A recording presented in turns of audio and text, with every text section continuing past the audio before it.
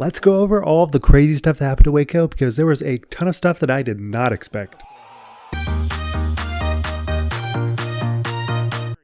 All right, so right out of the gate, there was so many scores that seemed to be the hot round, and then somebody would be like, oh, actually, this new person's going to be on the lead card, and actually, no, that person actually got kicked off because this player just got 11 under, and then Adam Hammis got 12 under, and that kind of velocity to this tournament created so much hype and so much interesting engagement to this tournament that I have not seen in a while, probably not even since like Worlds of 2021. Like there was so many people in contention, and it really makes me wonder, like, is that because this course is like great? Is it because the field is that elite at the moment because there's so much money in the sport and people are really working their butts off to try to be the best player they can? Or is it potentially that this course is just a little bit too easy and it's kind of run its course? We don't need to keep playing this course because every hole is pretty gettable. And then we have Klein that got 13 under in his final round, which was amazing. And he definitely threw amazing shots. But he also had like 5 other people that got 10 under or better. People are going to be playing so well here that it seems like if you don't birdie, you're going to lose.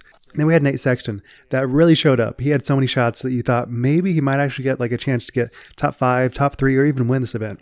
He had a chain out that was insane. And then Kevin Jones, he was definitely the player to watch. He had a lot of moments where you thought, oh yeah, this is his tournament. He needs some revenge from last week. He is going to win this event. But just unlucky stuff happens. He hit some trees. He hits some low putts. And he still performed very well. He had about the same score every round, averaged about 54. And I would say that is a great performance for Kevin. And I think his putts really showed that he is playing a confident disc golf right now. And I am certain that he'll win at least one event this year, maybe even 2. Then we had Adam Hammis that I thought was going to win without kind of a doubt because he was just such a strong performance in early rounds. He has a great putter, and winning conditions, he has a very confident putt that I just guarantee will go in. But actually his putter kind of let him down, and that's kind of the reason that he didn't win this event. But overall, he still had some amazing shots. Not only that, but Adam got an ace in the most important time in his entire tournament. This was an insane thing to watch because if you're a player, you're like, yeah, no shot I get that any point in time, but especially not in the moments where it matters the most. I don't think his aim was anywhere but the basket. So the fact that he was able to get it so cleanly was just awesome. And he proved that he is definitely in contention and can definitely win a couple events this year, but probably at least one.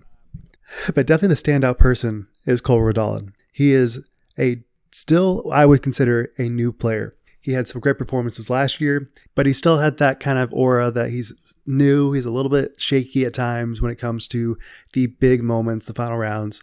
But he did not show that. A 3rd place finish with still a 10 under in his final round with a double and 2 bogeys. I would say that is great disc golf. And he definitely had a chance to take home this event. Ending the tournament with 3 birdies is just amazing. Coming from a player that I think he's like 16, 17, I would say this is great things for Cole.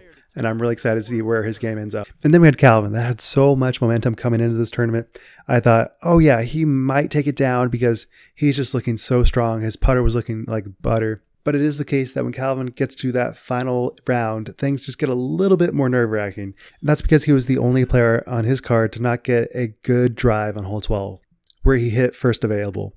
And he had to pitch out. His 3rd shot was actually one of the best upshots I've ever seen, but his putt hit top of the basket, zoomed like 30 feet past the basket, and then his comebacker was pretty tough. He missed it, got a double, and he knew at that moment, Calvin just doesn't have that kind of confidence yet where he can just come back without any worries.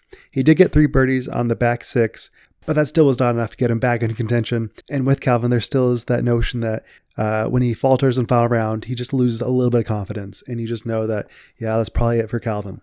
I do think he's changing that habit. I think he has proved himself. Obviously, last week he got 1st place, but that still is a trend that he has to work on and prove to himself that he can make those putts when it comes down to crunch time.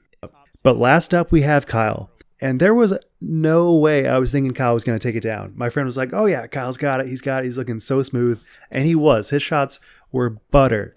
I know that Kyle's always throwing that great smooth form, but it was looking like fire today. And obviously it showed on his scorecard because he got 13 under, ending his tournament with a turkey. And he had birdies where he absolutely needed to, being on chase card. And he even said in his interview that he was looking at scores since hole 9. So he knew that Adam and Calvin, and I think even Kevin a little bit, was right on his tail. He had to get a birdie after birdie after birdie to even get close to number one. And I'm very excited for Kyle to get his second tour win after Idlewild because he is one of the best players. And I know that Eagle definitely overshadows him a little bit, but he is one of the best disc golfers and shows that he is a crush boy without a doubt. Eagle wasn't even close to top 5 or podium.